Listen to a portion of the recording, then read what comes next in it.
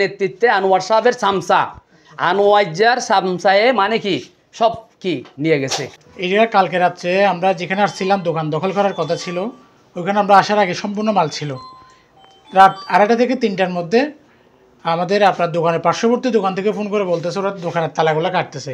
কাটার পর আমরা তখন আসি না, আজকে সকালে এসে দোকানটা খোলা মাত্র দেখলাম সব মাল আমাদের লোটপাট করে নিয়ে গেছে। ওইখানে প্রায় 60 থেকে 70 লাখ টাকার মাল হবে। সিসি ক্যামেরা ছিল দোকানের, তারপর 2টা ল্যাপটপ ছিল, 2টা মোবাইল ছিল, আপনার নগদ টাকা ছিল প্রায় 2.5 লাখ থেকে 3 লাখ টাকা মতো। সবগুলো আপনাদের কাছে ডকুমেন্টস আছে। আনোয়ার সাহেবের সামসা এই যে আওয়ামী লীগ করে মানে কি মাস্তানি করার জন্য এখানে আসছে, তালা ভাঙার জন্য। তখন আমি পারভেজকে ডাকছি, পারভেজ কী সমস্যা, তুমি আমার দোকান ভাঙতেছো কেন, আমার ওজনের দোকান কেন ভাঙতেছো? আনোয়ার সাহেব বলছে যে আমাকে, ভাই আমি কালকে বসবো কাগজপত্র নিয়ে। আমি বলছি ঠিক আছে, আপনি কাগজপত্র, দোকান তো আপনার ভাইয়ের মোত্তারজনের দোকান, ওরা নিছে, আপনি কেন দোকানের দাবি করতেছেন? হয়তো ওই দোকানটা ওইটা আমার, তাহলে আপনার দোকান হলে আপনি কাগজপত্র নিয়ে চলে আসেন, কালকে সকালে বসি।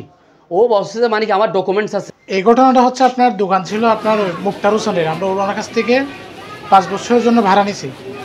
আমরা উপভাড়া হিসেবে আমরা আসছিলাম।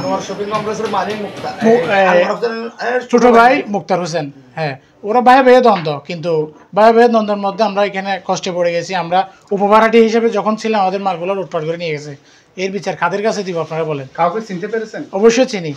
আনোয়ার সাহেবের ইন্ধনে আপনার পারভেজ, এখানে কর্মচারী আনোয়ার সাহেবের কর্মচারী পারভেজ এবং পারভেজের ভাই, সবগুলো আওয়ামী লীগের। দোকানের নাম কি? আপনার নাম? দোকানের নাম হচ্ছে আপনার টাচম্যান।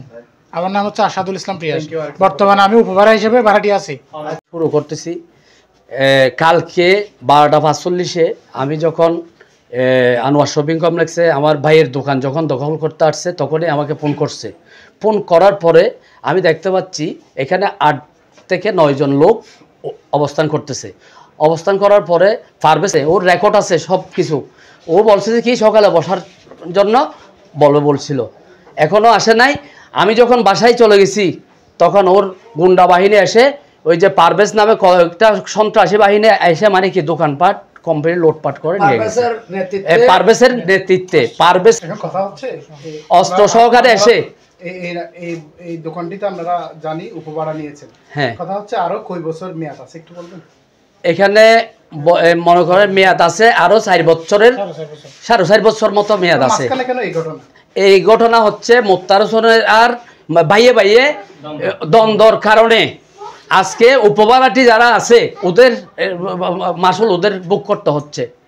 এটা আপনারা করেন বিচার, আপনারা যেটা করবেন সেটাই মনোযোগ দিয়ে গুরুত্বপূর্ণ সহকারে আন্তরিকতার সহিত আইনের আওতায় ওদেরকে আনার জন্য দ্রুতভাবে ব্যবস্থা নেওয়া দরকার মনে করি আমি। দোকানে 60 লক্ষ টাকার সামান ছিল, প্লাস 2.5 থেকে 3 লক্ষ টাকার ক্যাশ টাকা ছিল। টাকার পরেও আপনারা তো দেখতে পাচ্ছেন এখানে ভেঙে ফেলছে, ওখানে ক্যাশ ভেঙে ফেলছে। কালকে রাত্রি আসার পরে হ্যাঁ 2.5 লাখ থেকে 3 লাখ টাকা ক্যাশে টাকা ছিল। আপনি তো একটা দোকানদারের কর্মচারী, একটা দোকানে কত টাকা থাকে আপনারাও তো জানেন, সাংবাদিক ভাইয়েরা তো আপনারা জানেন। আচ্ছা, আরেকটি প্রশ্ন একটু মাঝখানে থামাতে যাচ্ছি।